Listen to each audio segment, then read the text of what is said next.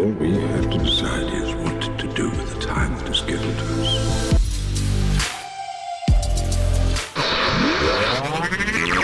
You've reached the internet's home for all things masonry. Join On the Level podcast as we plumb the depths of our ancient craft and try to unlock the mysteries, dispel the fallacies, and utilize the teachings of Freemasonry to unlock the greatness within each of us. I have you now.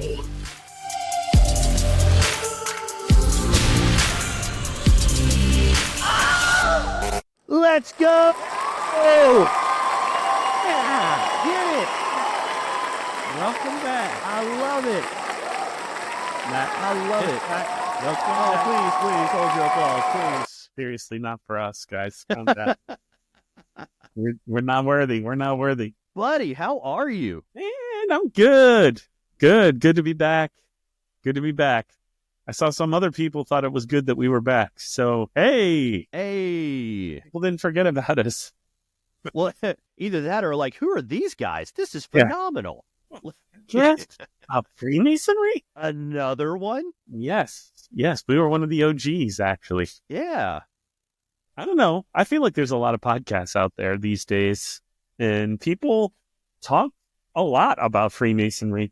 They do, which is going to lead into what we're talking about today. Unfortunately, for you, me, and all the other brothers that we have out there, the ones that get the most views are typically the ones that are like, they're worshiping space aliens. And it's like, come on, guys. Like, come on, let's talk about Masonry, Yes. what it is, what it isn't. Let's get into it. I think that's Scientology that worships space aliens. I think it's anybody who has a destination with Kool-Aid in their future. I mean, what even, these days, space aliens, it's like, there's a whole lot of religion being put into the alien stuff these days. Yeah. I don't know if you're I'm following. being honest with you, like, whenever it comes to conspiracy stuff, like, I'm shoulder deep into conspiracy stuff. Like, so You're probably going to hear me throw out some stuff today where it's like, Matt, what on earth are you on? And I just want to be clear, it's February. I'm doing a sober month. So these are all clear thoughts that I have on Freemasonry and conspiracy theories. Just stuff I've read, not stuff I believe, but stuff I've read. Well, you being active in your church, you got a lot of people that came up to you and said things like, oh, you know this, right? You know that. They were trying to prove to you how bad the fraternity is. Yeah. So that's why we are creating this episode, which is top 10 conspiracy theories about Freemasonry that come from the Christian church. And for the record, when Chris and I started talking about this idea, I sent him a list of almost 20 that I just rattled off the top of my head. Yeah. So, there's all kinds of stuff that, Christians do have authentic issues with Freemasonry, which I get it. I understand it. There are some things that are cause for concern, especially given the fact that we are an organization with secrets. Christians typically don't like the fact that we are an organization with secrets. No. But every organization has secrets. I mean, show me the inner workings of your checkbook. Show me exactly your P&L statement for your household. That is proprietary information. Can I walk into the Vatican vaults and just see everything I want for myself? Or I want to so bad. Are there secrets there that I'm not allowed to see? I think if Tom Hanks and Nicolas Cage could get together and just waltz right into and do like a mashup between the Da Vinci Code and National Treasure, let's have that. Like, that's what I want, where they just bust open the doors and do it. I could definitely go for that. Yeah, but I don't think Freemasonry is very coy about the fact that the secrets they keep are traditional secrets. It's modes of recognition. It's like secret words to denote which degree you're in. Like, It's not like they're keeping a secret from mankind. Mm-hmm. It's not like they're keeping secret knowledge from people. So there's obviously, and to some degree, I think Masonry capitalizes on that, because it's one of the reasons I've talked to thousands of men about joining Freemasonry. And I'd say 80% of the time, one of the reasons they want to join is to find out the truth for themselves, because they've been hearing all this stuff out there. So that mystery kind of draws people to the fraternity. So I think, if Masonry came out and told the secrets, we probably would never get any new members, because they'd be like, what? That was it? Yeah. That's it? Yeah. And even still, I think the most, I'm not even going to say compelling, but it was actually a good point, and I had a decent rebuttal to it, is they were like, well, if there's all these good teachings in Masonry, why don't you make them available to the public? I mean, everybody needs to know about all this. And I'm like, no, because but we don't want everybody in Masonry. I'm sorry, but there are certain people outside of the fraternity that should never be in the fraternity. They're troublemakers. Yeah. Or there are people currently in the fraternity that should not be part of the fraternity. And I think that's a fair statement. Mm-hmm. I will not expand on that as my Masonic trial is coming up in a couple weeks. No, I'm not even talking about anything other than a couple of local people that I know where it's like, local could have made some better choices. Local people or local people? Local people, yeah. And by the way, if I sound weird, brothers, I apologize. Currently in the state of Florida, the trees are all fornicating, and it has now infected my nose. And also, it's the end of strawberry season, and I'm in the winter strawberry capital of the world. So as those strawberries begin to die in the fields, it just makes the whole area smell interesting. I mean, that's pretty, I'm sure when they're out, it's a beautiful sight to see all those strawberries. Oh, it's awesome. It's awesome. Yeah. It's chocolate cover those suckers and I'd join you. Gross. Really? All right. Yeah, terrible. So my question to you is, do we go from like 10 to 1, like a countdown of the top 10 things? I actually or number them where 1 are the easy ones to deal with, and then they get more difficult as you go down. So we'll start with the easiest and wind up at the most difficult. Right, yeah. So, I mean, but I like the way that I probably should have renumbered them or redone them the way you said, because then everyone's on pins and needles for number 1. But now you got to be on pins and needles for number 10. Number 10, yeah. We'll just opposite these numbers. So starting at number 10, the most common things that you're probably going to hear that if you're a Freemason about Freemasonry is Freemasonry has its own path to salvation. Yeah. You do hear that a lot, that it's going to take the place of church in your life. And allegedly Freemasons have their own Bible that takes out the first commandment. Yeah, the first commandment being that thou shalt have no other gods before me. So a lot of you people have your really Masonic Bible, no doubt. And I'm sure you've checked it for yourself, right? I've got 4 of them. Okay. Yeah, I've got 4 Masonic Bibles. One is from, it's from like the 1940s. But it's some friends of ours that her grandfather was a Mason, and she's like, hey, I've got no use for this. Do you want this? And I'm like, yes, I want that. Yeah, that's awesome. Yeah. So, and of course, I go to the Old Testament and I check the 10 Commandments and, hey, is this altered in any way, shape, or form? And the short answer is no. I've checked Bibles on altars. I've checked Bibles that we keep tucked in the altars because we always have a backup for some odd reason. I've checked every Masonic Bible that I can get my hands on and immediately go to the 10 Commandments and, okay, what is the first one that's there? People, the Masonic Bible or the Freemason Bible that's there is a standard King James Bible, which is not my favorite translation of the Bible, by the way, but it is a standard King James Bible. It's not even the Trump Bible. Some would say it's the best Bible. I wouldn't say that personally, but some would say it was the best. Everyone says it's the best. Everyone says it's the best. You pay $100 for a Bible. People say it's the best.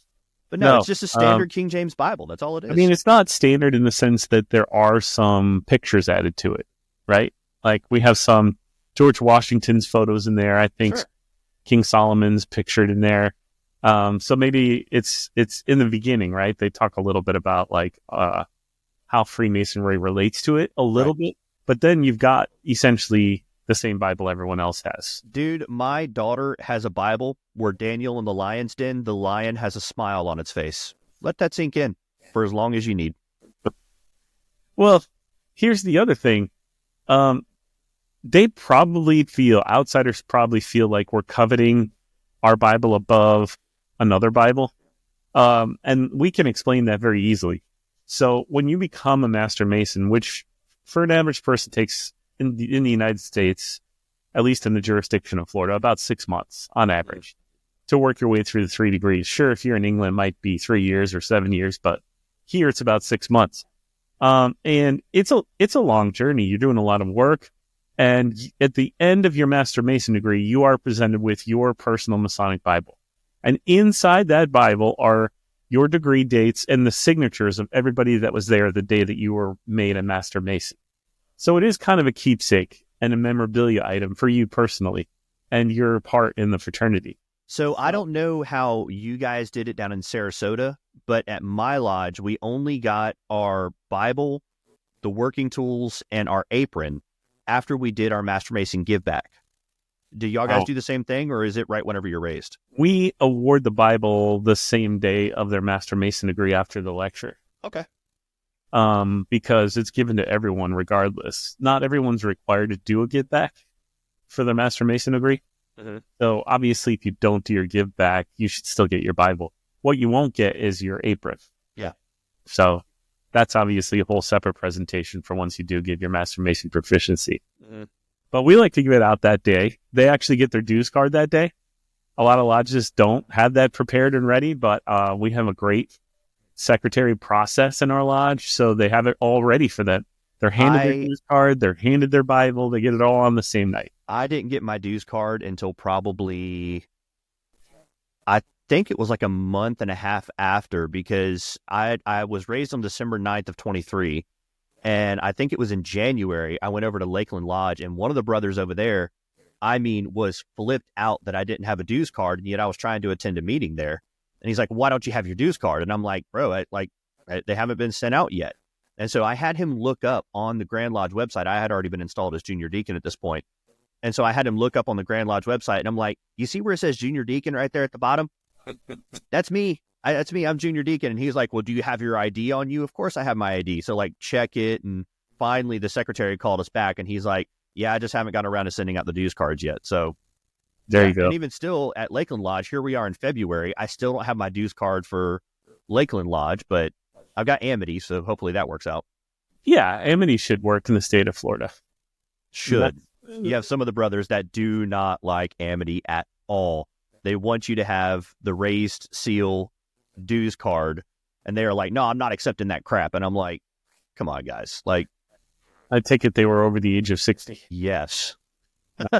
So either way, back to the point of Freemasonry having its own path to salvation. If you're listening to this and you are not a Freemason, or as we like to call you, they're profane, please don't take offense to it, but it's a term. Sounds bad. I know, it's the profane. If you're listening to this and you're not a Mason, and you are staunchly against Freemasonry, I want to go ahead and put this point to bed. Freemasonry does not have its own path to salvation. While it is an organization that has multiple different religions and faiths in it, on the petition that you fill out, and you can go to any Grand Lodge website anywhere in the country, and you can download their petition, and it asks you flat out if you have your religious stance solved, figured out for your own. There is no path to salvation in Freemasonry. Now, we do talk about that there is a place that we are headed to, that we are traveling to, and that is the allegory for heaven. So for me being a Christian, that for me is talking about heaven, and it's talking about the kingdom of God. So, but for some of our Muslim brothers, that could be talking about their iteration of that, or Jews, or whatever the case might be. You have to have your religion figured out, and Freemasonry is a supplement to help with your faith and practice. It's a supplement to help make you a better man. It is not the final end all be all of, oh, we have our own path to salvation. We don't. It does not exist. Right. So I think one thing you said, I'll correct or add to it. You said we have multiple religions as part of Freemasonry, but not really, I guess. They're not part of Freemasonry. I guess they're accepted by the fraternity. That's fair. Yeah. There's no real religion as part of our fraternity at all. Religion's represented, I should probably say. Yeah. I probably should have worded that better. But honestly, if you look at any lodge in the United States, the only religion you're going to see represented is probably Christianity. Yeah. I don't think you could really say any other religion. Maybe, no, you could see other cultures, but not other religions. I think Christianity is the only one directly represented, because every lodge, at least in the state of Florida, and I believe in the entire United States, does have at least a depiction of the two saints, John, on their wall. Yep. So you're going to find those Christian symbols in every Freemason lodge in the state. Yeah, and even still, I mean, I had a conversation. We have a Muslim brother over at Lakeland. I love this guy, and so he and I were having a conversation about the three Abrahamic faiths. Now, correct me if I'm wrong, but wasn't it? This was long before I ever joined Masonry, but wasn't there a push through the Grand Lodge to only have the three Abrahamic faiths as part of Freemasonry here in the state of Florida? We had a Grandmaster try to pass some legislation for that, but the brothers wouldn't allow it. So it got voted down by the craft. Yep. I think Pete Holmes. There's a comedian named Pete Holmes. I love Pete Holmes. Oh, he's great. He talked about it at one point in his stand-up special. He goes, God is the name that we put as a blanket over the mysteries of the universe. And it's like, nice. I'm not entirely mad about that. That's a good agnostic stance of, I don't know how to quantify whatever that entity is, but there's something there. Right. And that's just the first step. Yeah. I mean, I know talking about religion gets hairy, but I have really read a lot about a lot of different religions and also about history. So as you study history and the history of religions, you start to see commonalities appearing, through time. And I know people don't want to accept that, but, or talk about that their religion came from something else. Everyone thinks their religion is the only thing that's ever existed. And unfortunately, if you look at humanity, it's not true. We have a huge smorgasbord of religions that you find some common elements of in most of them throughout time, definitely in the major ones that have stuck around through the ages. And the fraternity, I think, kind of celebrates that. It does. A lot of our degrees teach moral lessons, and many of the characters in our degrees are characters from the Old Testament that are kind of plucked out and fleshed out. Yeah, that's legit. Right? That's fair to say. I mean, we probably don't take from Christian figures or Muslim figures or any of the others. So I guess that probably leads to one of the later bullet points we're going to talk about, which is the Jewish faith being preferred. But I would say it's not true. At the end of the day, like I said, it's, the Bible. The fact that we have a Bible, it celebrates the fact that as Masons, we all believe and in Florida, we make the Christian Bible the one that's preferred. Right. If you go in any lodge of Florida, it's actually required that a Christian Bible be open and placed on our altar in the center of the lodge. Yeah. So kind of pokes a hole in the whole Masons want to replace Christianity. We couldn't function without it in the state of Florida. Well, and again, I think what a lot of Christians, and again, I'm speaking as a Christian, like I want to be clear about this. I'm speaking of this from a Christian perspective, is what some Christians seem to have an issue with is that Freemasonry is not exclusively a Christian organization. Right. That's their whole big ordeal. Right. And it's never going to be. And I know I've seen people get actually upset about it in various settings in the fraternity. Yeah. Mostly when someone says a prayer. I was the president of a Master Mason Association, and that is basically where all the principal officers from all the lodges in one district come together for a once a month meeting to talk about what's going on. And we do, in Freemasonry, always pray before anything that we do, and usually at the end of everything we do. So I asked a random person to say a prayer beforehand, and they said a Christian prayer and said, "On Jesus' name I pray, amen." And everyone said amen, or the way we say it, and things went on. However, I had multiple people come up to me and say they were offended that I allowed that to happen because they were Jewish or Muslim people who felt that that wasn't right in Freemasonry. So I see why Christians would get upset about the fact that you don't pray to Jesus specifically, because that is a uniquely Christian thing, right? Jesus being the one you pray to. Right. But here's the counter that I would give to that, and knowing the scriptures the way that I do, is Jesus, whenever he said the Lord's Prayer, Jesus was not praying to himself.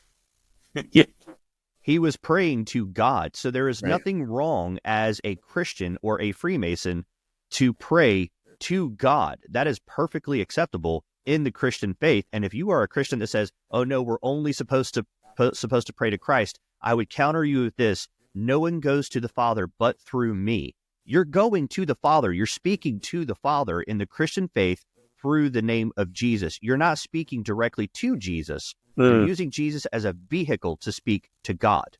So there's nothing wrong in the Christian faith with praying to God. And I think that's perfectly acceptable. There you go. And I think this is why Freemasonry's publicly been around for over 300 years. And it lives in a lot of different lands that religions change depending on the land that you're in. But the one thing no one really gets upset about is God, right? We all kind of agree to God being the one that we can all agree on. It may not be the same one in our minds, but that's okay. It doesn't have to be the same one, because in Freemasonry, it's a very individual, personal journey. So when you say a prayer, it's to your God when you pray, when you say a prayer. So Matt and I could be saying the same prayer, and at the end or in the beginning when we mention God, be thinking of a different religion, but it works because God is a very general thing. And in Freemasonry, they try to make it even more general by calling God by names like the architect of the universe. Yeah. Or the great architect, or the grand architect, or the supreme architect of the universe. And again, I don't know who gets offended by this. I guess you're not using the language they like. That's not the language my church likes or my mosque likes. Right. Not how we do it. But that's not what we're doing here. We're not replacing the church or the mosque. Or, it's a supplement. That's all it is. And we have to refer to our creator as something. And so they're trying to go as general as they can here. We can all agree that whoever we're praying to created the universe, right? Mm-hmm. No one's going to get offended by that idea. And obviously he was phenomenal at geometry because he set everything in time, and it's existed for, if you're one of the literal deists from Genesis, it's the Bible is anywhere, or the earth is anywhere from 6,000 to 8,000 years old. Or if you believe carbon dating, it's billions of years old. And all the sun, moon, and stars all follow the same path. Right. Whatever created this was phenomenal at their job. Right. And Freemasonry really celebrates that in a way that I don't even know that people think about often enough in their church, which is the beauty of it all. In our lectures, especially the fellow craft lecture, we talk about astronomy and how this is where you really see the strength and the beauty of your creator when you look to the heavens. Plus geometry, like you said, because it's a repeating pattern that is consistent. I saw Ricky Gervais. I think he's an atheist guy. He's comedian. So pompous it annoys me, but his roast of the Grammys a couple of years ago, he said, kiss, man, so good. You could take any religion and erase it from history, and it probably will never come back the same way that it was. But you can erase all of science and math from history, and it will come back exactly the same way it was, because those things are just true. They're repeatable, they're verifiable, they're observable. I don't know if I would put science in that. And the reason why I say that is, whenever some person gets up on TV and they said, trust the science, we all know who I'm talking about. Science changes. That's the whole purpose of science, is to disprove a thing and to prove a new thing. Science is always the best idea of what we have about something at any given moment. Yeah. So I don't know if you could say that science or even mathematics would come back the exact same way, because, okay, who's to say someone's using metric instead of empirical? Or who's to say that, that gravity is going to have a different, a different thing to go with it. But either way, science is constantly changing. I don't think it would ever come back exactly the same way. Yeah, hopefully it would come back better. So what I've noticed is as this UAP and all this crazy stuff is becoming more and more prevalent in the conversation, at least in America, you see a lot of scientists that are acting like their science is a religion. It's like, no, that's not what I believe. That's not what I think. So you can't think that. And it's like, hold on a second now. Science is supposed to be open to new ideas. You can't say anything is settled in science. Or you could rely on it because you've tested it and repeated it. But when you get new information, you have to find a way to account for that in your worldview as a scientist, I would think. Yeah, that makes sense. But you hear a lot of scientists say that's ridiculous, that's silly, whatever. And either way, back to the prayer thing. And then we'll move on from this data point. But some of the people have an issue, the fact that we end a prayer with "so mote it be." So, and we don't end it with the word amen. Right. So allow me to read to you what the translation of the word amen is. Amen is a word of Hebrew origin, commonly used in religious contexts across various languages and cultures. Its primary translation from Hebrew is "so be it" or "truly." "So mote it be" is Gothic Latin for "let it be" or "so be it." Which is the same thing. It's the same thing. Yeah. It's the exact same thing. It's just using a different language. It's like we're saying God instead of Dios. It's the same thing. Right. Yeah. It's a little bit silly. One of those things that it's somebody who has an issue with that just isn't thinking that deeply about anything, probably. Honestly, it's my biggest frustration whenever I talk to some of these types, because they are all arrogance and little to no knowledge. For example, we've talked on here before about, the young man in my young adult class that had tattoos. And some of the older members of our church had an issue with him having tattoos because of the book of Leviticus. And I'm like, bro, if you're going to combat them, stay in the book of Leviticus, because the rest of Leviticus says that you're not supposed to eat unclean animals. So no shellfish, no pork, none of this stuff. When's the last time you had shrimp or lobster? Well, and then of course, then it's stone your local gay people and drag them outside the city gates before the sun sets. It might it's stay in the book of Leviticus. Either all of it applies or none of it applies. Pick a lane. I don't care which one you pick. I agree with that 100%. And I asked a friend of mine who's Jewish about that specifically, because I know a lot of Jewish friends who are very careful about what they eat because it is written that way in the Old Testament. Yeah. And but the more Reform, I think they're called, they have a Reformed Jewish branch. And he said, no, we've realized that the intent of that was because people were getting sick eating that stuff. Yes. But we now know pig that is a very disgusting animal. You can cook it and it helps you not get sick. And therefore we don't follow that anymore because we have ways to prevent the issue they were having from happening to us, which is a very real, I appreciate that outlook on things. Yeah. I get that it's a slippery slope of changing things. I get that. You don't want to change your belief system, or it might turn into something else. But I think, in that, don't eat this because God said so. Well, okay. But he was trying to help you at the time. And now we have fire and we know how to cook it. We know how to cook pork at a certain temperature to kill the things in it, as well as shellfish. 165 degrees for those scoring at home, unless you're doing a pork butt over a long cook. And then that's whenever you wrap, because you've now hit the stall. You're welcome. Wow.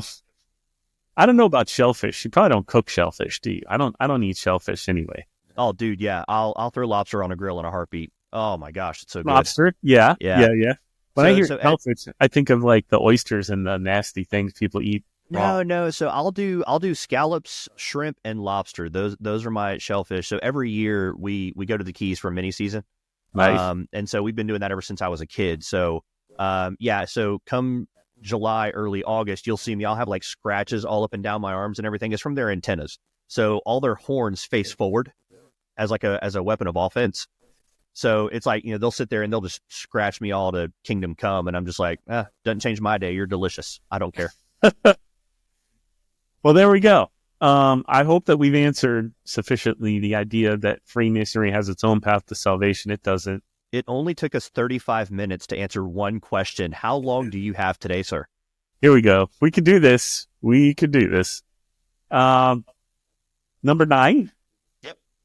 The god or gods that Freemasonry worships, the great architect of the universe, are things that they fear or think is evil. Yeah, and they pull this from, I can't say the name according to our obligation, but what they say is that there is an entity that is a combination of Jesus, Baal, and Osiris. And so that is the god that Freemasons worship, and that's not even remotely close. So whenever we refer to God in Freemasons, if you have a Muslim standing to your right and you have a Jew standing to your left, and we pray to the great architect of the universe, in my mind, I'm picturing God of the Old Testament, Yahweh. Whenever you have a Muslim brother standing next to you, he's praying to Allah. Whenever you have a Jewish brother standing next to you on the other side, he's also praying to the God of the Old Testament, so Yahweh. So again, Freemasonry is an individual journey. There's no cut, dry, standard procedure of, oh no, we're all praying to this one entity that's not found in either one of our holy books. Baphomet, that's our God. Yeah. Oh gosh, we're going to get into that too. No, not true. No, it's not Baphomet. It's not, Lucifer or Beelzebub or any of the Anunnaki. Yeah, it's the Anunnaki. And it's not the lizard people. It's not lizard people. We're not praying to lizard people, okay? The thing about this is they don't tell you who God is. like we said in the beginning, you should know that before you come to this fraternity. Yep.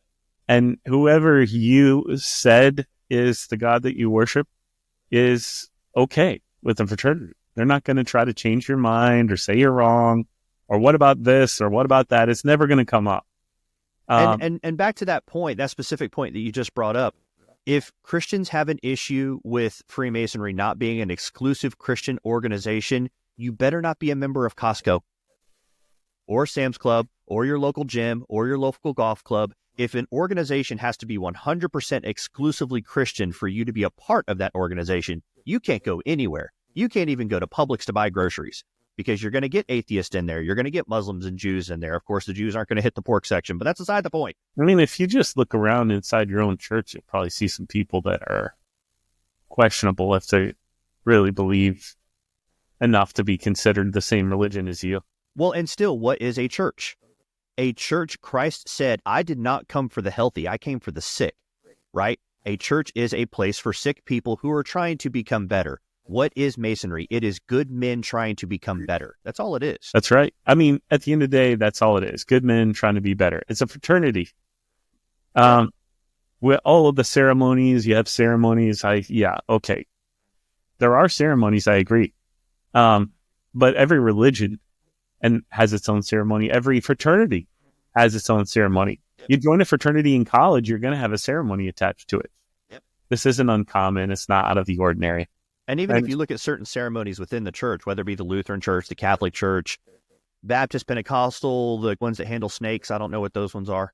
But they all have their own ritual or ceremony or whatever title you want to give it that is not exclusively found in the scriptures. That is something that the church fathers early on of that specific denomination, they're the ones that created that and instituted that. So they've just moved forward with, because it's tradition, now this is the way that we move forward. And how many branches of Christianity are there today? Too many. Do you even know that?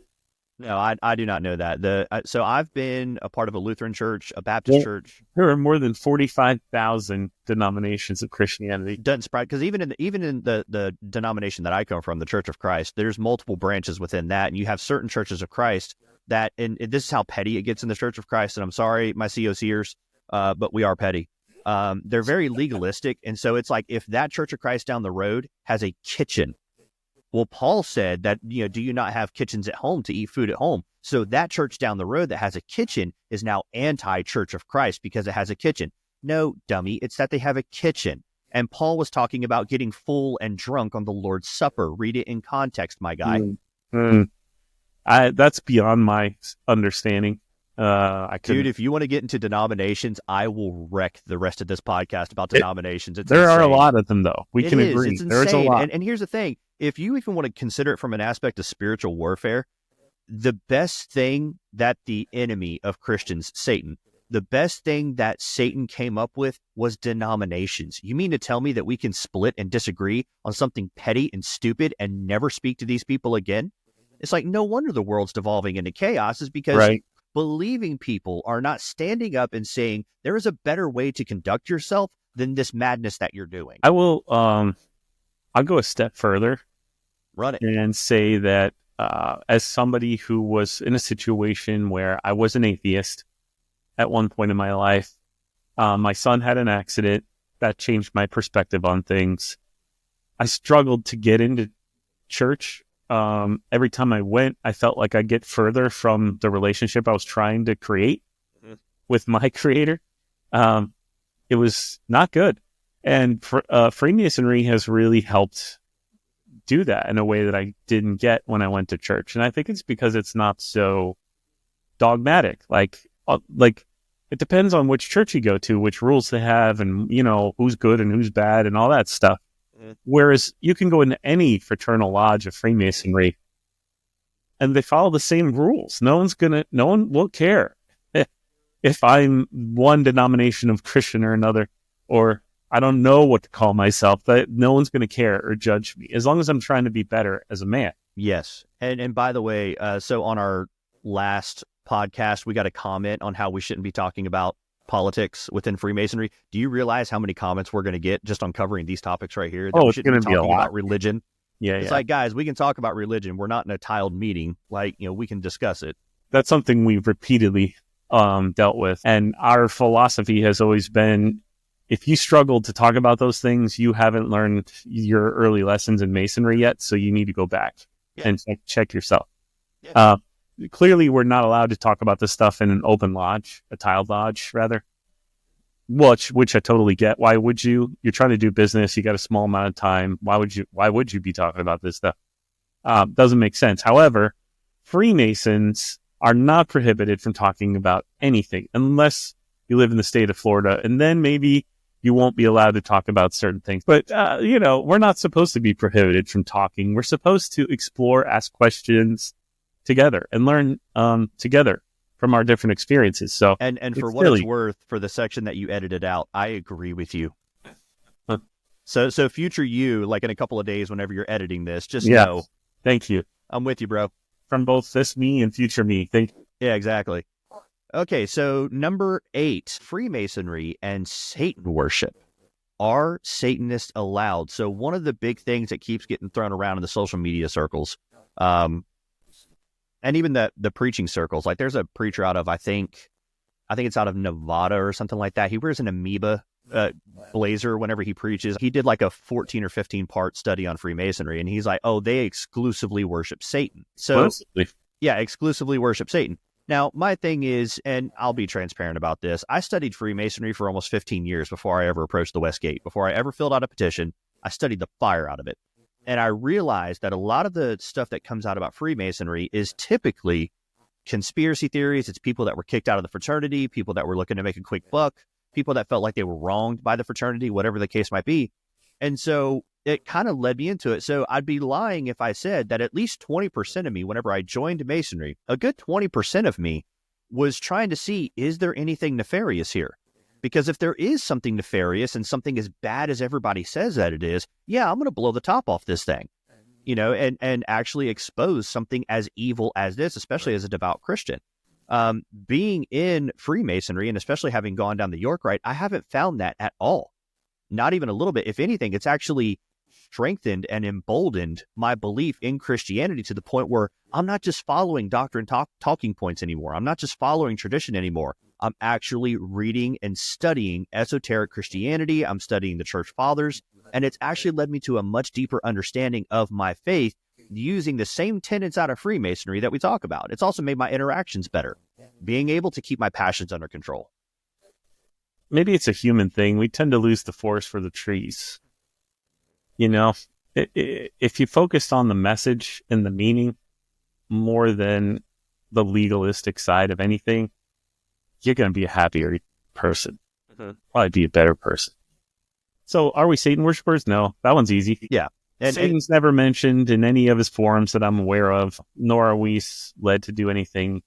The worst I've seen in the fraternity are the people that caught up in the bureaucracy of it. That's the worst I've seen personally.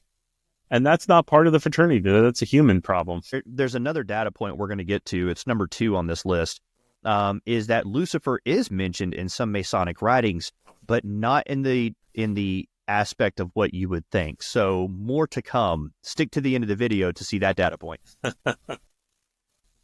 All right. That one was an easy one. Yeah, now, easy. Number 7. Blood oaths. So it is no secret whatsoever, and I've come to tackle this a few different ways. It is no secret whatsoever that in the entered apprentice degree, the fellowcraft, and the master mason, there is an obligation that you take, and there is a penalty for violating said obligation.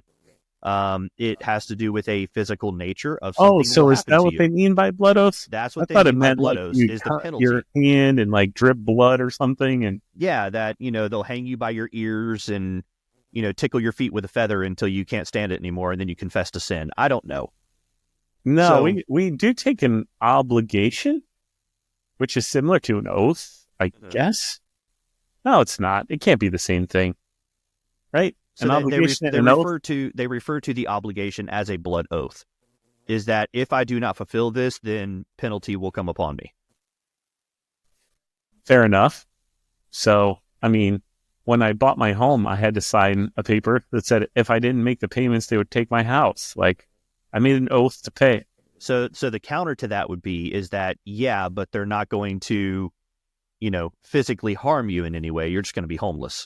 Sure. First, I'd like to know how they know about that, because that's one of the secrets of Freemasonry are the obligations, right, and the penalties. It's because there's nothing secret about Freemasonry anymore. Everything is out there. Everything. Well, all right. So fair enough. If it's out there, you cannot say that there is no penalty to violating your oath, because we do say there is a penalty to violating the oath. I have seen people violate their oath, and the penalty is certainly not what it was said to be in the oath. No, they just get kicked out of the fraternity. That's the penalty. Your penalty is either suspension, expulsion, or reprimand. Those are the penalties. Right. And reprimand doesn't mean 18 lashes with a barbed phalange on your back. It means, hey, don't do that again. Which is weird, because normally I pay extra for that.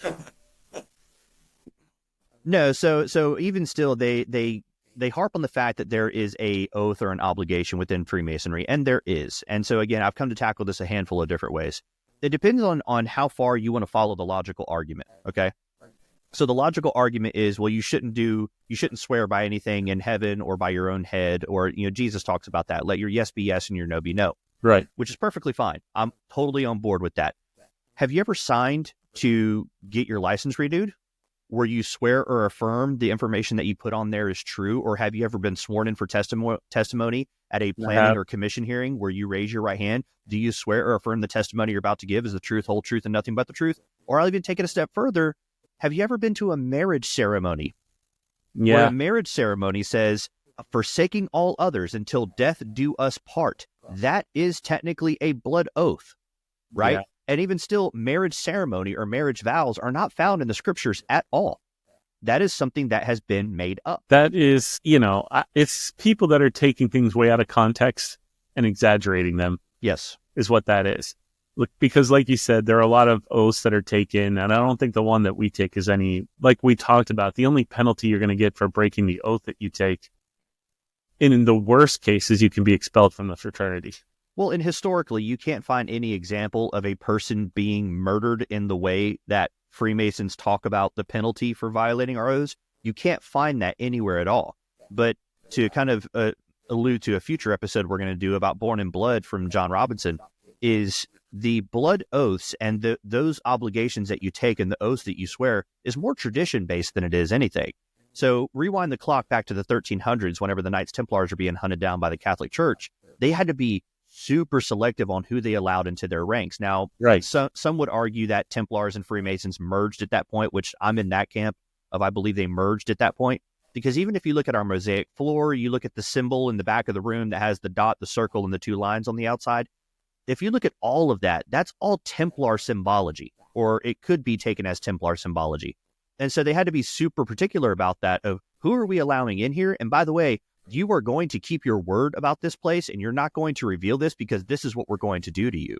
So these obligations and the penalties that come with is more tradition-based and honoring tradition than it is anything. Again, I have not found any historical evidence whatsoever of a person being murdered in the way that the obligations lay out. Exactly. There's one story, which we talked about once on this podcast, of a guy who disappeared, and there was Masonry was kind of publicly involved in it. So there was an accusation that they killed the guy, but that was never proven. I think it's just a story. Well, you know what it was, Chris. It's because the person went in there and they gave the sign and everything to the judge, and the judge just let him go. Stupid Man, if people. it only worked that way, I'd be suing everybody and winning. Yeah, if only it worked that way. If only it worked that way in Masonic trials. We are halfway there. Number 5, the pentagram. So people say that in Freemasonry we use the pentagram a lot. You'll find it in the Scottish Rite and some of the imagery that they use. I think particularly you mentioned the Eastern Star uses it as one of their main symbols. So I got this light reading book called The Unlocking the Hidden Keys of Solomon. So I've heard about that book, yeah. Solomon is a big part of the Masonic traditions. He's a character that appears often and is somewhat revered in the fraternity. But he's also in every other major religion, which is where they got it from, his character. And he's widely regarded as the greatest and wisest king who ever lived, right?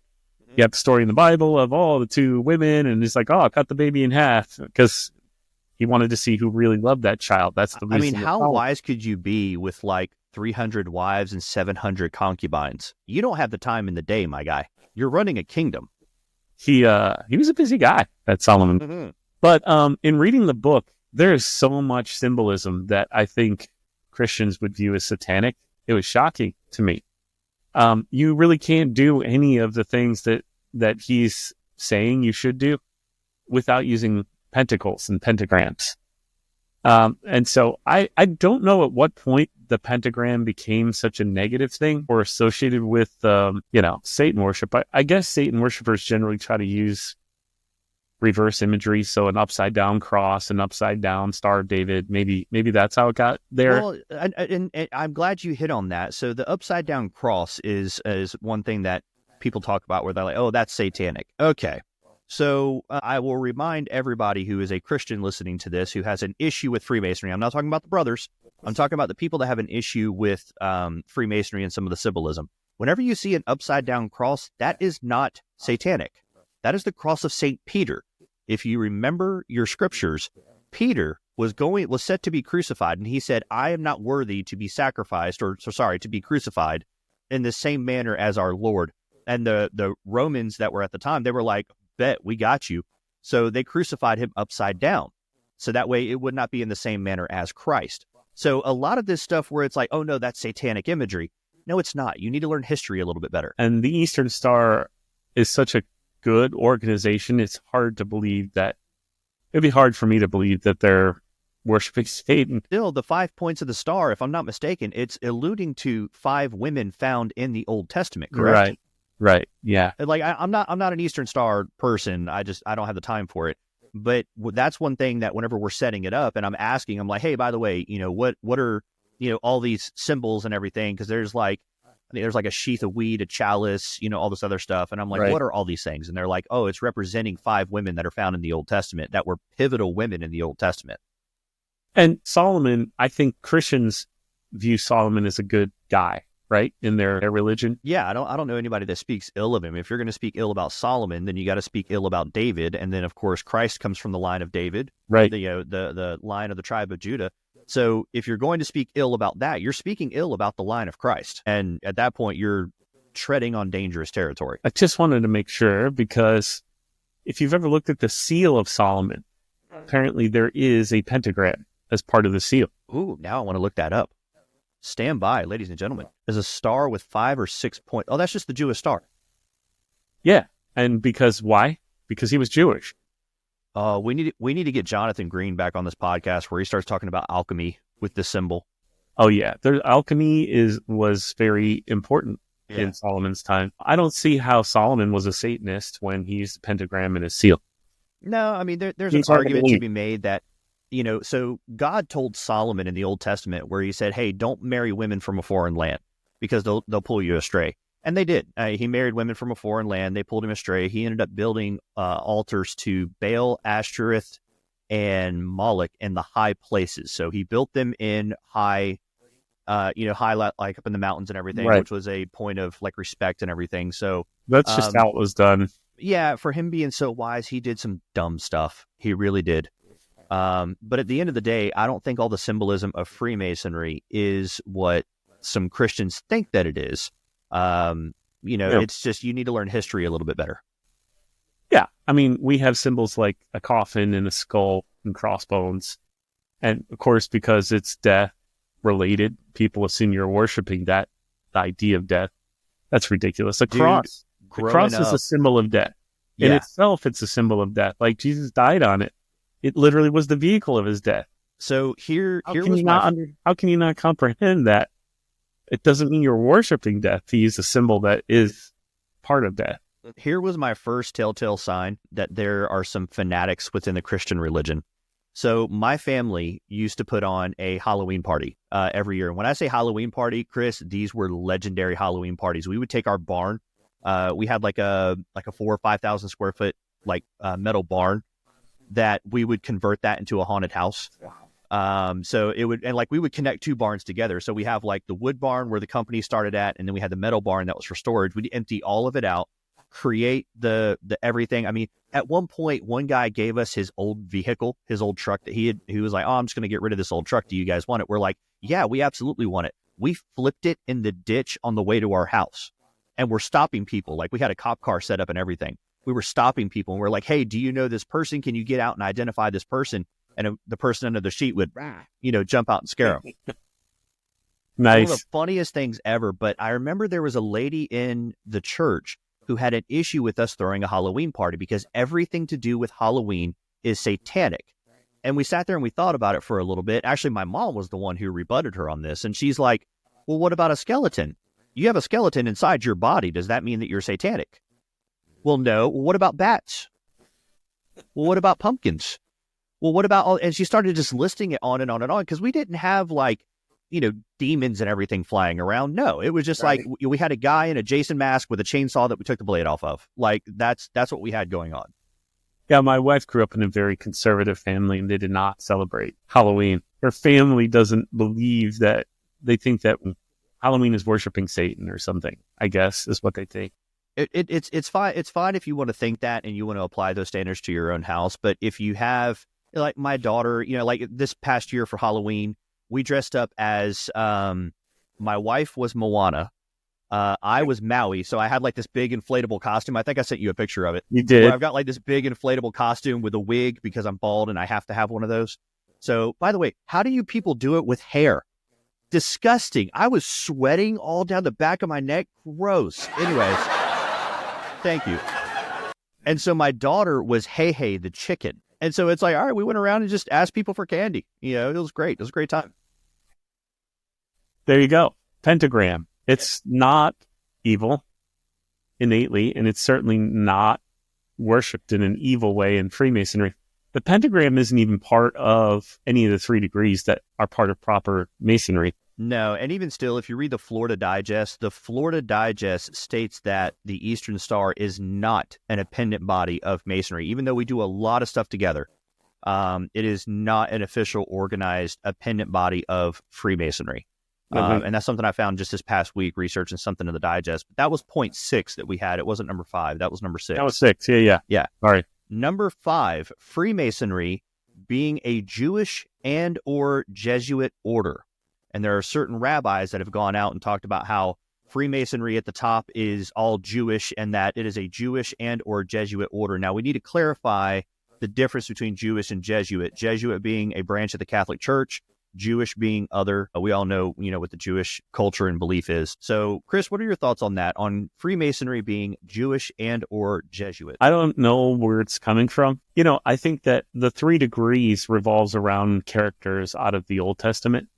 And it's possible that people feel like that means we're preferring the Jewish faith over the others. But the way I looked at it, and still do, is all of the 3 major religions agree on the Old Testament. Understand taking characters from that one and using that in your rituals, because you're not going to offend any of the major religions. They all agree with those characters.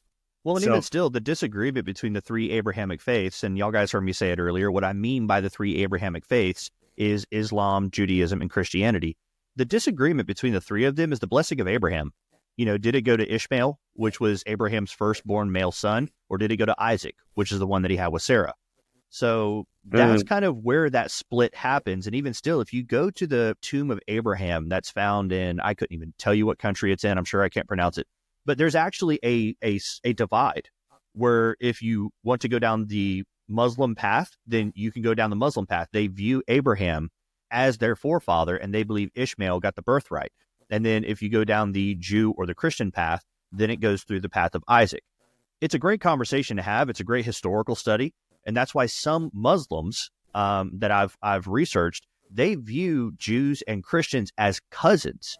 Not all Muslims are exactly the same. And that it's death to the infidel. Not all of them believe that. There are some that still view it as a peaceful religion, that no, Christians are our cousins. And even still in the Quran, it mentions Jesus as a prophet of God. So again, some cultural understanding, some more understanding on religion. I think would squash that pretty easily. Hebron in Palestine is where his grave is, by the way. Thank you. People were screaming it, and I wanted to give them some relief. It's definitely not a Jewish faith-based organization. You could say there are a lot of Jewish people at the top of the fraternity. How would I know that? I don't ask who's Jewish and who's Christian in the fraternity, so I don't really have a way that I could say that's true or false. So if I, as somebody who has been part of this fraternity actively for the last 6 years, don't know their faith, how the heck do you? Great question. How do you know who's at the top of our fraternity? I call a little bit of BS on that one. Yeah, and even still, there is no, and to more directly to the point, there is no Jewish or Jesuit control over Freemasonry as a whole. No. Freemasonry is an independent organization that is made up of people from many different faiths, many different walks of life. So there's no standard thing of, oh no, whenever the Jew comes into town, we have to bow down to the Jew. That doesn't happen. No. Or whenever the Catholic Church comes in, because we're a Jesuit order, we have to bow down to the Catholic Church. No. If any Jew or Jesuit or Catholic Church or anybody were to walk in and tell me to bow down to them, I'm probably going to throw hands. I'm just throwing it out there. It's just not going to happen. There you go. All right. Number 4, stories of abuse, drugs, other nefarious things that Freemasons get into. Of course, there's a video circulating of a guy who was a musician, and he was going to go through an initiation process where there was a humiliation ritual, and people wanted to physically abuse him.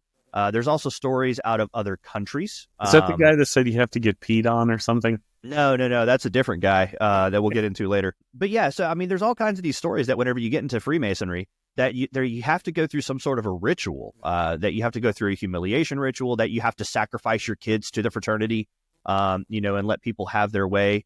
I'm just going to go ahead and throw this out there, and I'm going to make it as simple as humanly possible. If there were ever any allegations at my lodge, because I go to a lodge that's in the great county of Polk County, headed up by Sheriff Grady Judd, who's the best sheriff in the country. I'm going to throw that out there. He's the best sheriff. Wow. I'm throwing down the gauntlet, Chris. Hey. If that were to happen and a brother were to come into the lodge, even in a tiled meeting, and say, guys, I just want to go ahead. I have these desires and I did XYZ thing, to a kid or to a woman or whatever the case might be, that guy would fall off of a curb before the authorities were ever called. And by fall, by fall off a curb, everybody knows exactly what I'm talking about. This guy would just get curb stomped. I doubt he'd have any teeth left. And then it would be calling the police and saying, hey, by the way, he just admitted all of this to us. And I don't know how he ended up in that situation that he's in, but you're probably going to need a full body cast. Yes. We don't like child molesters. None of us, no one I've ever met in the fraternity likes child molesters. In fact, you cannot become a Mason if you are a child molester. And if you're accused of child molestation, you're probably going to be suspended. And if you're convicted of it, kicked out of the fraternity because we don't tolerate it. Now, that's the legal side of it. The legal side of it is that you're going to be kicked out. And also, actually, here's something I read in the digest, Chris, because I was researching some stuff this past week. But why would you be researching stuff in the digest, sir? I'm certainly not interpreting anything out of the digest. I got warned about that. But what I was reading in the digest is that the Grand Lodge can investigate a situation. So let's say a brother were to come in and he were to confess to crimes, right? It doesn't matter what the crime is, but he's confessing to a crime. Okay. So he confesses to it. At that point, the lodge master has the ability to file charges. And then there has to be an investigation by Grand Lodge. Right. The Grand Lodge will then determine if there should be civil charges filed against that guy. Right. So Freemasonry is very strict on, if you break civil law, not only are we going to kick you out of the fraternity, but we're going to turn over all evidence to the proper authorities. That way, actual civil punishment can be doled out upon you. Makes sense, right? Yeah. To me, but I'm a Mason. So to those that aren't Masons, I would say you don't have to worry about that being certainly not an institutional problem. I'm not going to say there's people that don't have problems that we don't know about, because I'm sure there are, but it's not an institutional problem. Like there are certain places where people are trusted with children, they molest those children, and it's found out that they do molest children, and they are not prosecuted. They are moved to another place where they can go talk to different children. Are you talking about the Catholic Church or the I Boy didn't Scouts? name them, but yeah, it happens a lot in the Catholic Church, or it has in the past. Been a major problem, and that's an institutional problem, and that is not the case in Freemasonry. Where are the reports in the media of the Freemasons molesting kids, or doing drugs, or having group rape parties, or whatever? So there was one out of, I'll have to find the lady's name and send it to you, but there was one out of, I think, Britain, out of the UK, where this lady went off and she talked about all this stuff that happened to her and happened to like her sibling, and they put on a play to reenact the whole thing. But whenever it got investigated, nothing was ever found about that other than this is the musings of like an 8-year-old kid. But either way, nothing was ever found of that.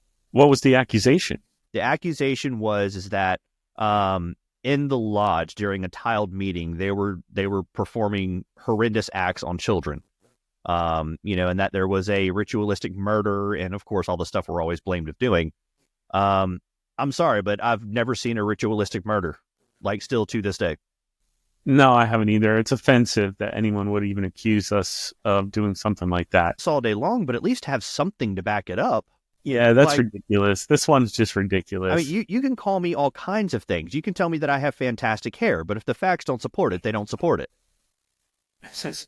I like your hair.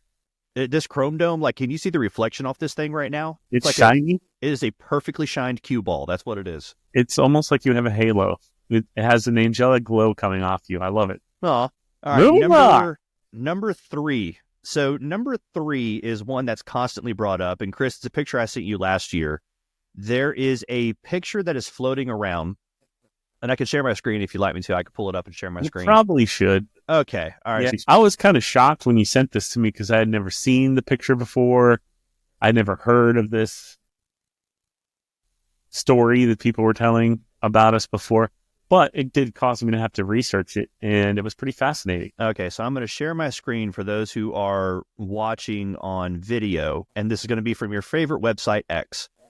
So this is the picture that we're talking about. So for those who are listening on audio, what you're seeing Freemasons who are lined up holding swords. They're all in tuxedos, or at least in black dress. You can tell that the aprons are from another country. They are not from here in the United States. So they appear to be somewhere, like I said, another country. So I'm thinking AF and AM with the light blue that's around it. Plus over the jacket. Yeah. So, and what you have is a older man, appears to be in his late 60s, who is walking a young boy, probably to be about 10 or less. And the young boy is wearing a veil over his face. And so the caption of the picture says, Freemasons dress little boys to brides for a Masonic wedding ceremony. This horrific photo was taken from, have no idea how to pronounce that, Masonic Lodge number 762 in Brazil. So Chris and I actually did the research on this. And so here's what we found out on this. Chris, do you want to tell the story, or should I? Well, I have a bad memory, but what I remember of this story is that this is coming from a ceremony. I think it was started in French lodges, if I recall. And it's very common for Masonry to sponsor orphanages and schools for children, especially impoverished children. And to this day, we have a lot of organizations. Your shirt there, you're wearing a Grotto shirt, and the Grotto, their primary fundraising is for children that can't afford dental care. Yeah, miles for special smiles. There you go. So, and the Shriners, obviously the Children's Hospital, we're very dedicated to protecting children, to lifting children up and giving them the support they need, whether they have parents or not. Right. And so this ceremony in particular was, I believe these were orphans, or I could be wrong, but I believe they're orphans. And the ceremony is, the aunts are present at this ceremony. If you show the other, I showed you 8 or a few other pictures from this exact ceremony, and the aunt is there, as well as his family. This is a ceremony where the lodge is essentially taking this kid under their wing and saying he's going to be under our protection. And that white veil is he's not allowed to wear a white apron because he's not a Mason. Right. But the white certainly symbolizes their desire to keep his purity intact. And that, that picture and that story they made up, that this is a official ceremony to make a kid a man's bride, is pretty offensive. I don't know how to think any Mason that sees that would want to say, who the hell said that? I'd love to meet him in person. I actually heard another explanation for this. I think it's not in opposition, but in addition to what you said. Yeah. And so that there is, in certain parts of the world, of course, we don't do it here in the United States, because it's just kind of like a quiet understanding. But actually, it's in our obligation now that I'm sitting here thinking about it. But that this young man or any of the young people that are in that line following behind him are actually the kids of other Masons.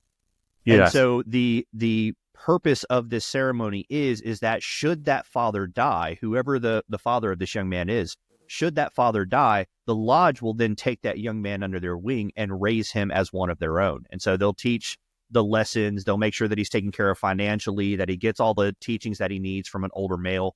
Because let's face it, I mean, as men, we need lessons from older males. We need to have some of the wisdom to be imparted upon us. If you keep wisdom to yourself, you're cheating the next generation. So this was, in addition to what you said, as far as them being orphans, I think I read a different explanation of this ceremony, that this is stating, should this boy's father die, we've got him.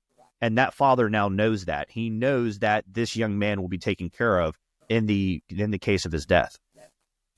So yeah, then that's essentially the same meaning. Yeah. Whether the parents are there or not, is that the child is under the protection of the lodge now. Which honestly is a beautiful thing if you sit there and think about it. Now, in our obligation, we talk about, Master Masons, their widows and orphans, that we're going to take care of them in our obligation. But to put kind of an exclamation point on that, what we oblige ourselves to, or what we obligate ourselves to, that's a beautiful thing. I mean, The fact that we're saying that, we are going to take care of the next generation and make sure they have everything they have. And I've talked about it before here on the podcast. My job as a father is to give my kids the highest springboard possible, so that way they can reach the stars if they want to. Yeah. You're doing that for ones you're not blood related to. That is a beautiful thing. Yeah, because it takes a community to raise a child. At least in the old times, that's how we thought. And I know we've gotten away from that more in Western culture in modern times, but I think there's something beautiful in, like you said, caring about kids that aren't yours. Yeah. Because it's the right thing to do. Because they realize how many, and you're willing to, provide help. Yeah. Do you realize how many times I've had a kid run up to me, like in a Lowe's or a grocery store, and just latch onto me, and I have no idea who this kid is. So I'm looking down like, it's not me. But either way, just the kid lost his mother, so it's okay. Let's find your mom, or let's find your dad or your grandma, or whoever you're here with. But the fact people want to take something, especially with the veil over the head, I could see where it would be weird, but that being a badge of purity and innocence, that's why brides wear veils. Or they're supposed to, at least. But of course, in the date of OnlyFans, you're not going to find that.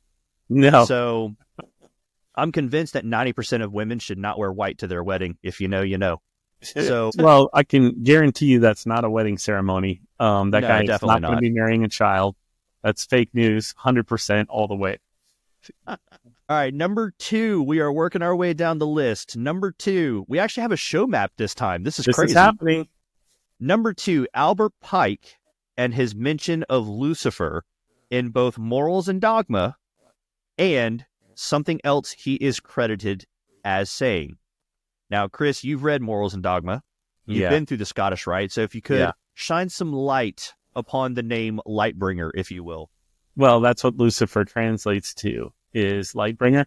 And the reference, I believe, in Morals and Dogma is to the morning star, which is the first light of the day, is brought from the morning star. And the name of that star is Lucifer, because it literally means morning star or Lightbringer. So, the fact that he mentions that, and Morals and Dogma, by the way, is a very in-depth look at all the major religions of the world. And so the fact that Lucifer's mentioned in one line of all that mess that he wrote, and taking so far out of context to mean that it's satanic. Oh, it's insane. It's pretty crazy. Well, and keep in mind, Albert Pike, wasn't he fluent in Latin? Yes. He was a very intelligent man. He was for fluent sure. in like multiple languages, if I remember right. Yeah, I'm not surprised.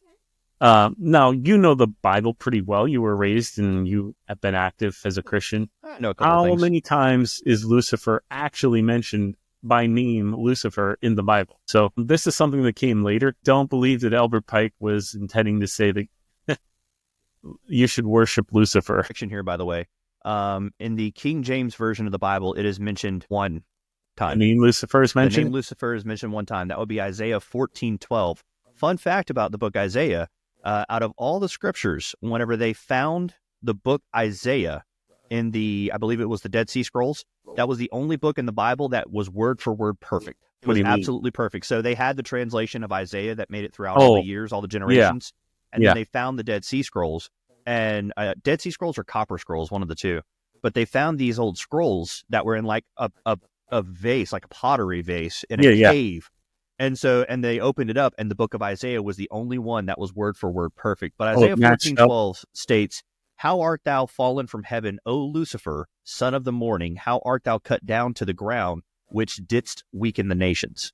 So that's the only time the word Lucifer. Now, I can look it up on and see what the other translations have for the word Lucifer. In other translations, this passage might use different terms like morning star or day star, but at the end of the day, the later Christian interpretations have associated it with Satan or the devil. Yeah. But originally, most cultures would have, a reference to Lucifer would have meant the first light of the day, or the light bringer, or the morning star. Now, the famous quote that everybody quotes. "To you," this is allegedly Albert Pike, "to you, Sovereign Grand Inspectors General, 33rd degree Masons, we say this, that you may repeat it to the brethren of the 32nd, 31st, and 30th degrees. The Masonic religion should be, by all of us initiates of the high degrees, maintained in the purity of the Luciferian doctrine." Now, Chris, pop quiz, do you know where that comes from? No. We did a podcast on it. That never aired. That is the Taxel hoax. So this quote is attributed to Albert Pike, which was overheard by Diana Vaughn, and then reported by Leo Taxel. Okay. Let's unpackage this a little bit. One, Diana Vaughn was never a real person. No. And how would a woman be getting access to fraternal secret rituals? Because she was like his assistant or mistress, or plucked his ear hairs. I don't know what she did for him. But either way, so let's unpackage this, and we're going to release the podcast on the Taxel hoax, or let's do it. We may even redo the Taxel hoax, because that was an interesting conversation. You mean while you're sober this month? Just knock it in real quick before Okay. Yep, while I'm sober this month. So either way, basically what the TLDR for you boomers, that's the too long didn't read version of the Taxel hoax is. That was a very long drum roll. My gosh. So either way, what the Leo Taxel hoax is you have this gentleman named Leo Taxel, not his real name, by the way, who was a Freemason. And I don't even think he was a Master Mason. I think he was an EA. I think he got initiated, but he didn't even give back his entered apprentice. So he was an EA that was part of the French Freethinkers Society. And so he goes off and he's writing all this stuff about the Catholic Church. I mean, he is just dogging the Catholic Church like you wouldn't believe. All of a sudden has a change of heart. Jesus has spoken upon me. And so he ends up writing stuff against Freemasonry. And he comes up and he plays this 12-year prank on the Catholic Church where they pay for him. They pay for all of his workings. He talks about all kinds of things. The Palladian order was a big thing. That they had a frog that spit fire, and so that was their direct communication to speak to Satan. And so what ends up happening is there's a bishop in the town that he came from. Was it North or South Carolina? I couldn't tell you. It's one of the Carolinas, but either way, there's this Catholic bishop that he ends up writing to the Vatican, and he's like, hey, I've been in the lodge that he's talking about where they have this frog that speaks to the devil, and it's not there. So fast forward, what ends up happening is Leo Taxel creates this whole mythos of Freemasonry. And again, it's all fake, where Diana Vaughn is the central character that plays from this. And that's where this quote came from. It came from Diana Vaughn, not a real person, who heard it from Albert Pike. She was never around him. and then written by Leo Taxel, not his real name. So it's this whole entire fabrication. Jimmy Akin on YouTube does a whole 1.5-hour breakdown of the Taxel hoax, and he's a devout Catholic. And he flat out is like, no, this is just false. And he did tell the truth in the end. Yeah, where they auctioned off a typewriter.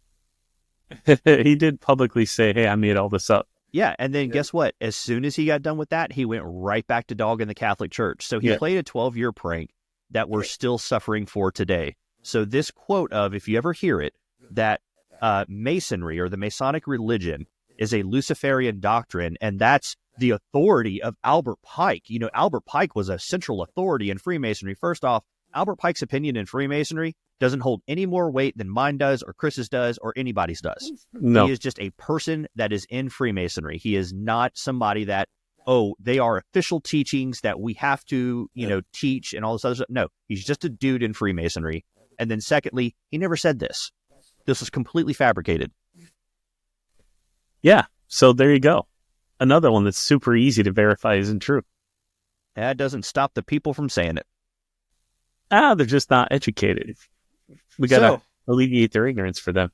Number one. Oh, we made it to the end. We made it to the end, and we have extras if you have time. But we have number one, other orders that are not Masonic, but yet they use Masonic symbolism. Yeah, this is a big problem, and it really does confuse the public, I think, about our fraternity. So I know that it's all BS, especially the Illuminati, because after my installation, I put all the pictures online. I have a photo of it. I don't know if I've shown it to you. The Illuminati did a recruitment post where they're like, join and, get rich and whatever. And the photo they used was for my installation. So it's me and Tim Verdon shaking hands. Nice. And I sent it to Tim, and I'm like, dude, we're in the Illuminati. And he's like, that needs to be taken down. He was so mad. I'm like, no, it's funny because now we have proof that all they're doing is grabbing Masonic photos and using them to try to make money and get membership or whatever for their organization. It is funny, but could I at least get the bankroll that they allegedly have? Yeah, supposedly you can get rich in the Illuminati, right? Yeah, that's what I'm screaming. Let's do that. Meanwhile, I'm getting poorer because I'm pouring my own personal money into the lodge. But yeah, so, you have all kinds of things. Like you have, they always bring up the Paladin Order, or they always bring up 99th degree Masons and all this other stuff. So I want to be clear in saying this. In standard Masonry, standard recognized Masonry, there are 32 degrees that you can achieve right off the bat. Okay, you got the first 3 degrees of Masonry, which, by the way, once you get to that 3rd degree of Master Mason, you are as high up as a Mason can go. Yeah, we don't look at any other degrees as any better than the Master Mason degree. Right. If you go through the Scottish Rite and you get all the way up to the 32nd degree, that does not mean that you are higher than one that is a 3rd degree Master Mason. You are all equals. You're all on the level, as the pun goes. So right, that is it. And then you can get a 33rd degree bestowed upon you. Okay, that is it's by recommendation only. So you can get a 33rd degree bestowed upon you, but I think there's only 4,000 33rd degrees across the entire world. There's only a couple hundred here in the United States. Now, we know one. We've had him on the podcast before. Yes. But there aren't many that are here in the United States. So whenever you get into these online debates with people, they always say the same thing. Well, you're not high up enough.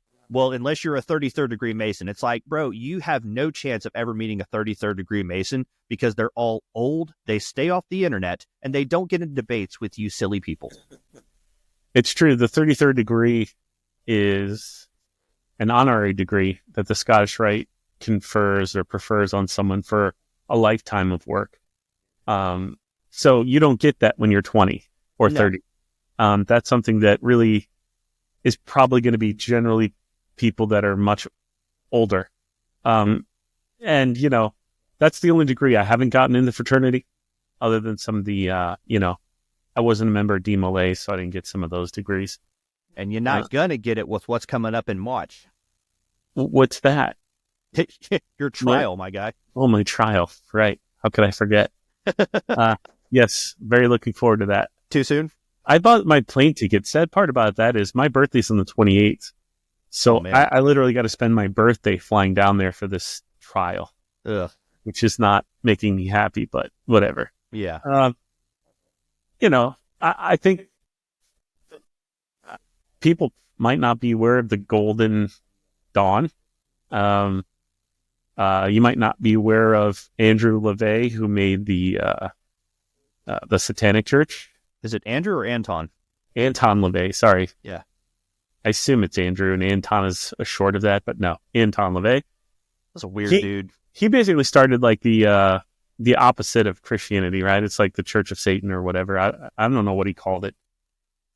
Yeah, it's called the Church of Satan, but whenever you actually get into occultism, because I've studied occultism pretty heavily, whenever you get into it, the forward facing of that Anton LaVey did, it Church was basically of Satan. it was basically just counterculture. I mean, that's basically all it was. Is he was just trying to get a rise out of people. There's nothing serious about it. At the end of the day, what LaVey was, he was a psychopath.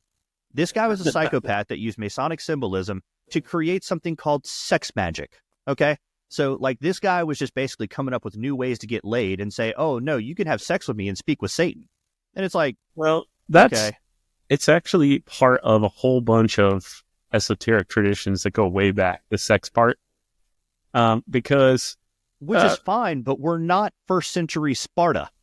No. Like, you're not dealing with the oracles of Delphi. Yeah, you get some chick hopped up on whatever drug they have her hopped up on, and then they, all the deformed priests have sex with her.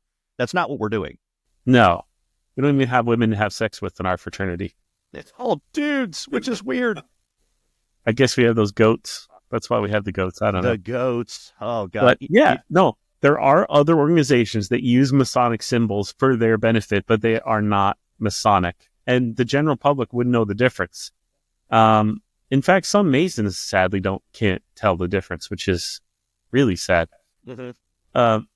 But it's not just them. The Ku Klux Klan, created by Masons, a lot of their ritual work is Masonic in nature. It's a fact. I don't think they used like Masonic imagery as much, but I definitely think they use a lot of the structure. And then you've got like the what's the church in Utah? Latter-day Saints. Latter-day Saints, yeah. Yeah. What are they called? Mormons. Mormons, yes. They actually have the square and compass on their pajamas. The Mormons were founded by Masons. Yeah. So you do a little research on that. It's pretty fascinating. So there is a lot of Masonic imagery in that particular faith because they started by people that were Masons. Well, it even goes further than that, and I'm pretty sure we'll get into it whenever we cover Born in Blood.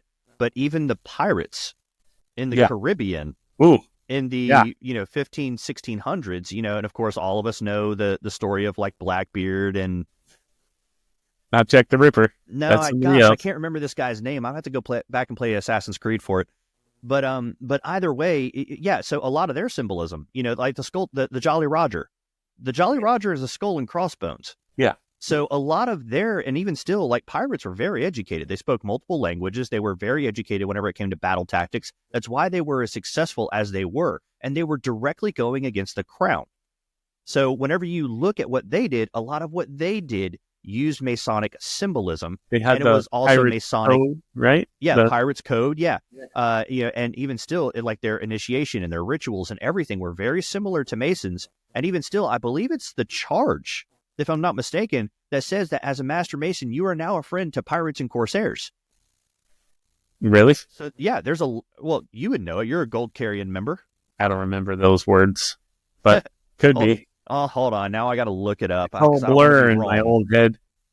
But Born in Blood, I can't wait to get into that because it does talk about how the Templars had a massive naval fleet that disappeared.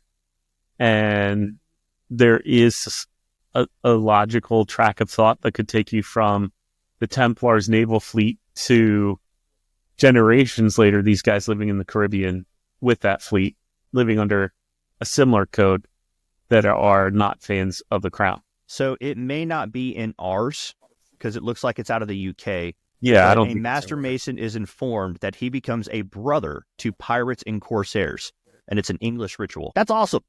The next time I'm out on a boat and I get hopped up by some pirate who's going to walk over and be like, wait, I'm a friend. Friendly.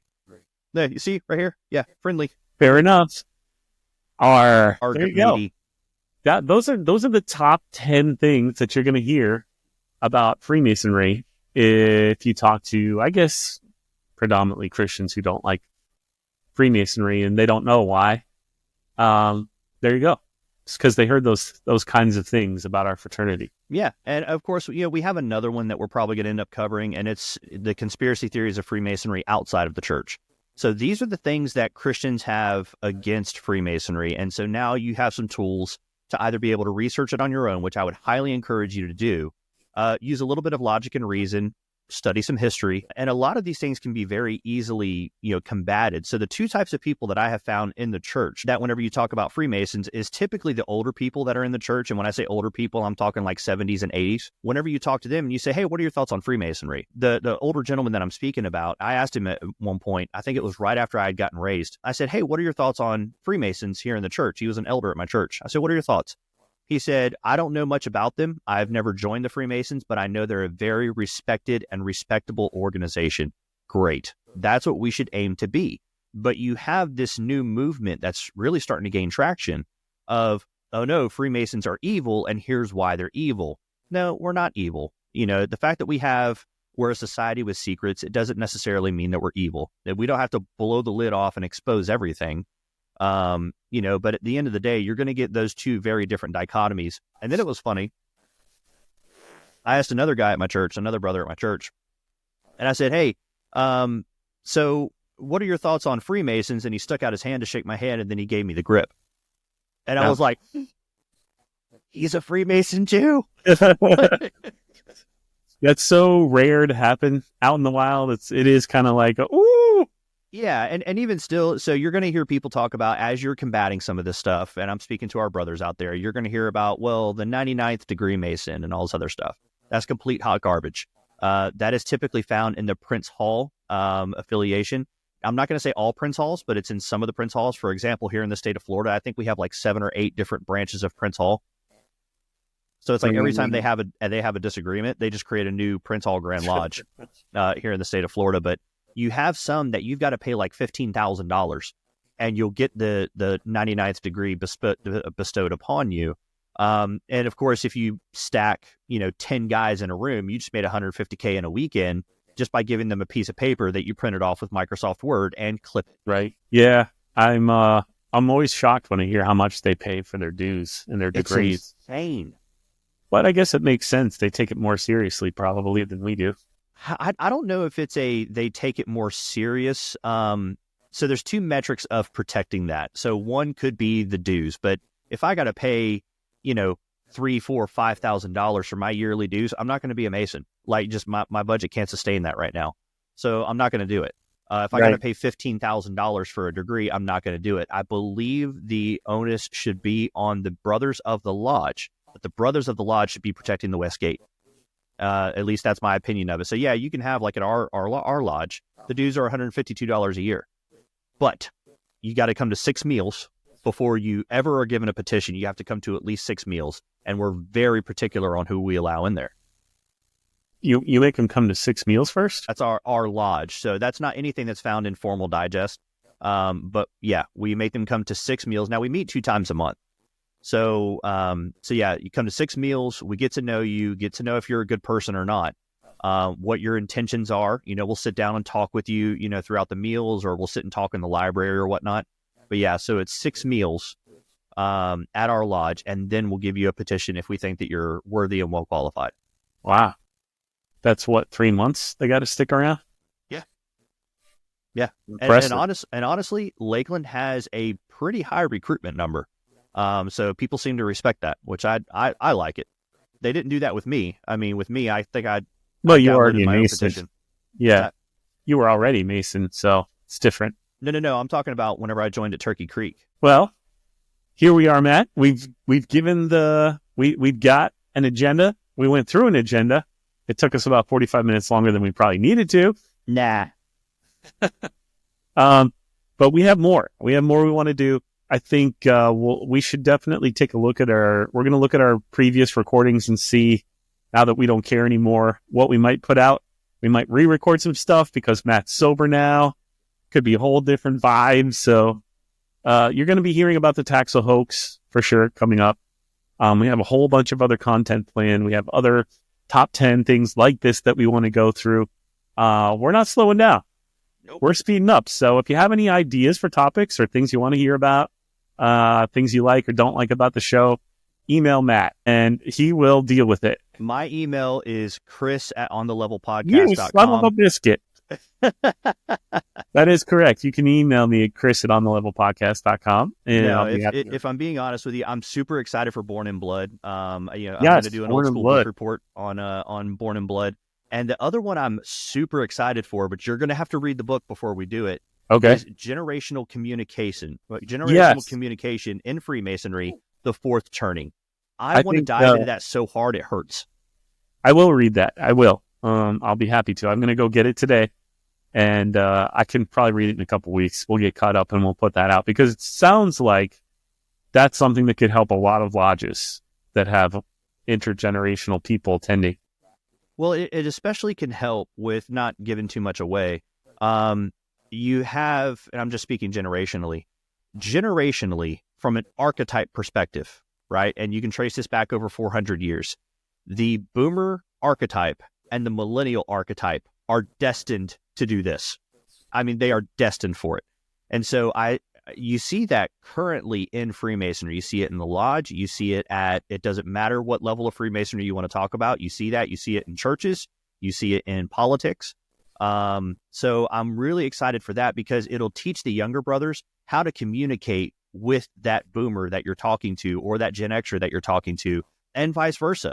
For that boomer, it's going to teach you how to talk to the younger generation in a language they can understand. Right. Because at the end of the day, we don't all talk the same. You know, if I were to be talking to you, or if I were to be talking to, say, a boomer, and I want to reference a certain item or a certain thing, I would say the term necking. And everyone knows what necking is. Your generation probably knows it as parking the car. My generation knows it as making out. So the vernacular and how we speak changes over time. And so that's going to show you how to communicate with those people, not only from a verbiage perspective, but it's going to show you how to communicate them from a personality perspective, because you have that boomer generation, which is highly emotional, and they are.